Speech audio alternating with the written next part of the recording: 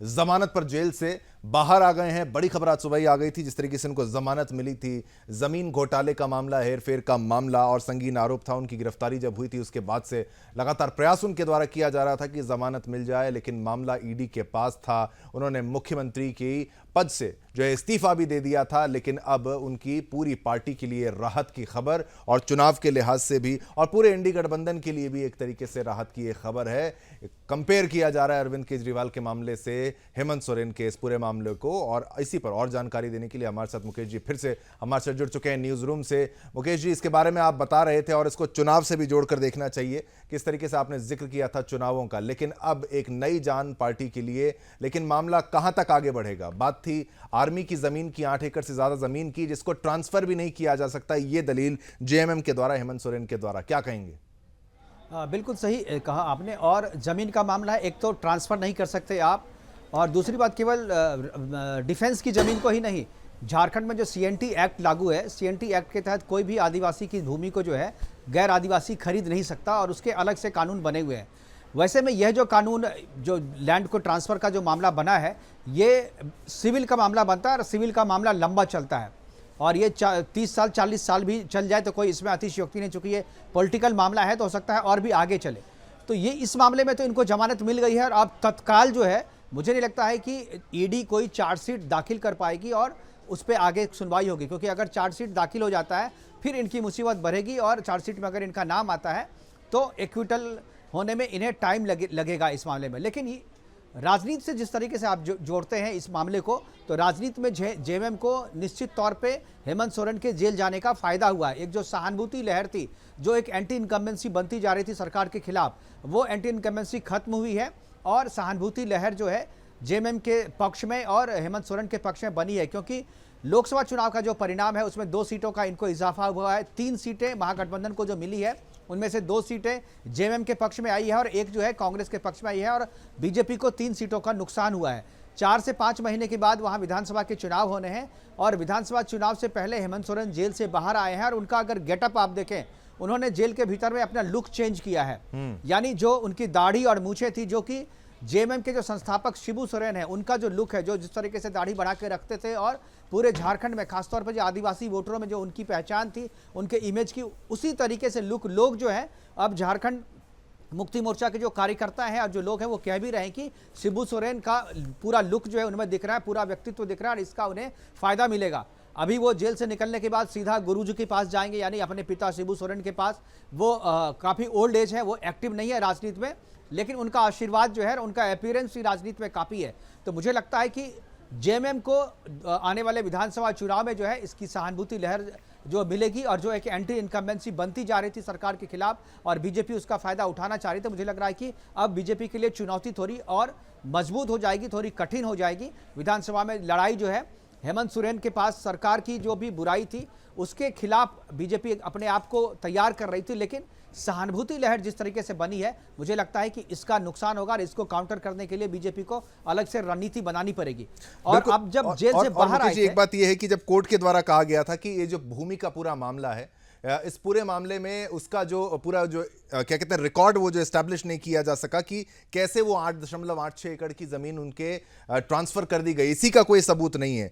क्या ये आप समझते हैं कि इसमें भी कई दांवपेच हो सकते हैं उसको प्रूफ करने में? क्योंकि झारखंड में करप्शन के जमीन से जुड़े हुए कई ऐसे मामले आए हैं। एक आपको दौर ये भी याद होगा कि कहा जाता था कि उसका जो पूरा ट्रांसफर होता था, उसका जब हेराफेरी होती थी जमीन की, तो कोलकाता से कर दिया जाता था, पश्चिम बंगाल से किया जाता था। तो बिहार, झारखंड और पश्चिम बंगाल के परिप्रेक्ष्य में लोगों को समझाते हुए कि जमीन की हेराफेरी किस तरीके से वहां की जा सकती थी, पहाड़ के पहाड़ काट के बेच देने का पूरा जो खबरें हैं वो भी सामने आती थी। तो कितने बड़े लेवल पर करप्शन हो रहा है, और करप्शन के बाद अगर इतने बड़े लेवल पर किसी व्यक्ति की गिरफ्तारी हो रही है और वो प्रूफ नहीं हो पा रहा, तो इसमें कहीं ना कहीं कुछ ना कुछ ऐसा दांवपेच लीगल जो है उसका इस्तेमाल किया गया होगा। सब कुछ इतना साफ, इतना काला नहीं हो सकता जितना दिखाई देता है।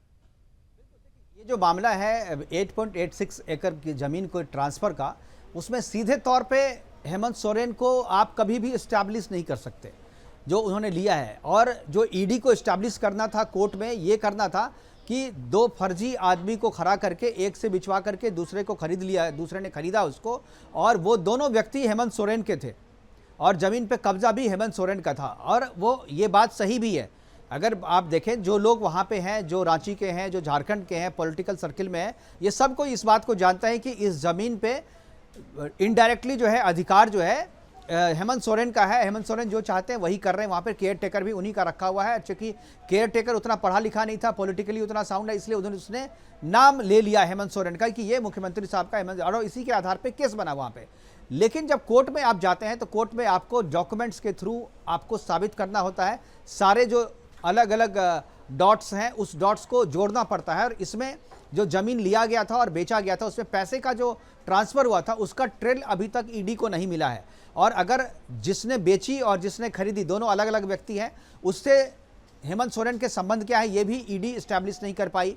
और दूसरी बात, जो पैसा जो फर्जी लोगों के बीच में ट्रांसफ़र हुआ वो पैसा का लाभ हेमंत सोरेन को मिला, ये भी ईडी साबित नहीं कर पाई है।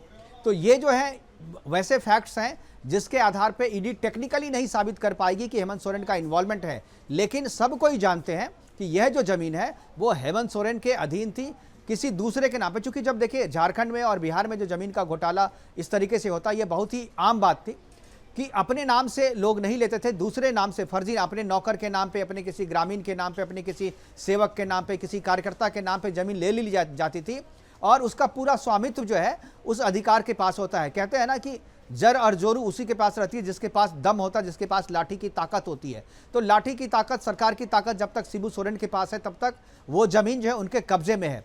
और ऐसे बहुत सारे उदाहरण आपको बिहार में भी मिल जाएंगे, जो राजनीतिक पार्टियों ने अपना नाम छुपा करके अपने कार्यकर्ता के नाम पे, अपने रिलेटिव के नाम पे ज़मीन लिया।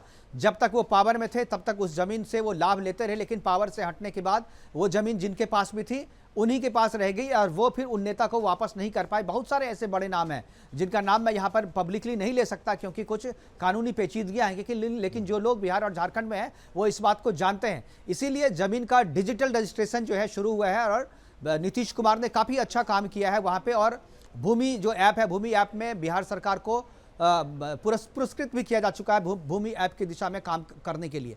तो डिजिटलाइजेशन तेजी से हो रहा है और ये सारी चीज़ें तभी खत्म होगी जब डिजिटलाइजेशन हो जाएगा। और झारखंड में कॉम्प्लिकेशन शिवम इसलिए भी ज़्यादा है क्योंकि झारखंड में तो वैसे भी आप CNT एक्ट के हिसाब से जो है ज़मीन की खरीद फरोख्त करते हैं। कोई भी गैर आदिवासी जो है आदिवासी की ज़मीन को वहाँ पर खरीद नहीं सकता। चूंकि हेमंत सोरेन खुद आदिवासी है इसलिए उनके साथ ये मामला बना, लेकिन CNT एक्ट के साथ साथ जो डिफेंस लैंड है उसके लिए अलग कानून है। तो ये डिफेंस लैंड को CNT एक्ट में ला करके ट्रांसफर करने का जो मामला था इसमें वो फंसे हैं। लेकिन कहीं भी ये पॉलिटिकल आरोप लगाते रहे, लेकिन आप टेक्निकली कहीं भी साबित नहीं कर पाएंगे इसमें कि इसमें मनी का ट्रांजैक्शन जो हुआ है उसका हेमंत सोरेन से कोई संबंध है, क्योंकि उनके लोगों के पास ट्रांसफर हुए हैं, उन लोगों से इनके पास पैसा आया है, इस बात का कोई ट्रेल नहीं है।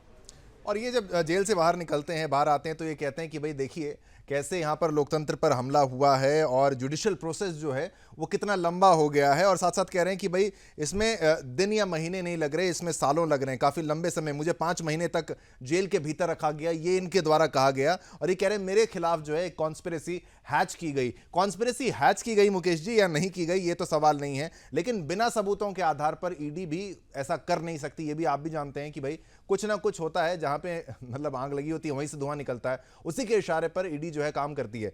अब चलिए ये बात है कि भाई लीगल मैटर है, उस पर हम कमेंट नहीं कर सकते, कोर्ट का क्या डिसीजन था, किस आधार पर दिया, लेकिन आने वाले समय में झारखंड की राजनीति के लिए क्या स्टेप होंगे, क्या बदलाव होंगे, क्योंकि चंपाई सोरेन उनके बाद बन गए, अब क्या वापस ये मुख्यमंत्री बन जाएंगे, कुछ ऐसा कुछ तरीका आने वाले समय में आपको देखने को मिलता रहेगा, कुछ ऐसा बदलाव आप आशा करते हैं कि वो होगा झारखंड के परिप्रेक्ष्य में? नहीं शिवा, मुझे नहीं लगता है कि ये दोबारा मुख्यमंत्री का पद जो है वो हासिल करें, क्योंकि 5 महीने केवल बचे हुए हैं। 5 महीने के बीच में अगर ये चंपाई सोरेन को हटा करके फिर से मुख्यमंत्री बनते हैं तो उसका मैसेज जो है सही नहीं जाएगा। तो इसलिए वो चंपाई सोरेन को बना के रखेंगे। 5 महीने के बाद चुनाव होगा और उसमें वो चाहेंगे कि जीत करके वो फ्रेश मैंडेट लें और उसके बाद वो मुख्यमंत्री के पद पे फिर से जो है आसीन हो जाए। एक चीज़ जो इनकी गिरफ्तारी के बारे में जो आपने कहा और जैसा कि उन्होंने बाद में आके कहा कि उन्हें हैच किया गया, फंसाया गया, इसमें मुझे लगता है कि ये गलत आरोप है, क्योंकि देखिए ये जमानत है, एक्विटल नहीं है। कोर्ट ने ये नहीं कहा कि आप एक्विटल हैं, लेकिन कोर्ट ने ये कहा है कि अब जो सवाल पूछने हैं ईडी के पास वो सवाल कोई बचे नहीं है। 5 महीने में आपको जितने सवाल पूछने थे वो सवाल आपने पूछ लिए, हेमंत सोरेन ने उसके जवाब दे दिए। उस सवाल और जवाब के आधार पे आप चार्जशीट तैयार कर सकते हैं, फिर चार्जशीट पे बहस होगी और कोर्ट फिर ये तय करेगा कि कौन सही कह रहा है, कौन गलत कह रहा है, और उसके बाद फैसला होगा। तो ये बात अलग हो गई। लेकिन इस 5 महीने के दौरान जो वो जेल में रहे हैं, जेल में रहने के दौरान उनको जो फायदा हुआ, एक तो इमोशन, जो सहानुभूति की लहर है वो मिली, एक जो उन्होंने अपना लुक चेंज किया उससे भी एक थोड़ी सहानुभूति मिली, और जो तीसरी सबसे बड़ी बात है जी कि इनकी पत्नी कल्पना सोरेन जो है, उन्होंने विधानसभा चुनाव लड़ा, जीत लिया, और पति के एब्सेंस में नेतृत्व क्षमता उन्होंने अपने में डेवलप कर लिया। यानी झारखंड मुक्ति मोर्चा को एक और नेता मिल गया जो उन्हीं के परिवार से है। तो मुझे लगता है कि ये जेल में जाने का भले ही आपको नुकसान, 5 महीने आप जेल में भर जाने का आपको लग रहा है कि फिजिकली और मेंटली आपको टॉर्चर किया, लेकिन पॉलिटिकली आपको जो फायदा मिल रहा है, मुझे लगता है वो आने वाले विधानसभा चुनाव में इसका फायदा 100% उनको मिलेगा, और महागठबंधन भी इसका फायदा उठाने की कोशिश करेगी, और इसको केजरीवाल के केस से भी जोड़ के देखा जाएगा। बिल्कुल बिल्कुल। तो कुछ खोया है तो कुछ पाया भी है ये मामला जो है, लेकिन छूट गए हैं हेमंत सोरेन। अब आगे क्या होता है वो डेवलपमेंट भी आपको दिखाएंगे। फिलहाल एक छोटा सा ब्रेक लेंगे।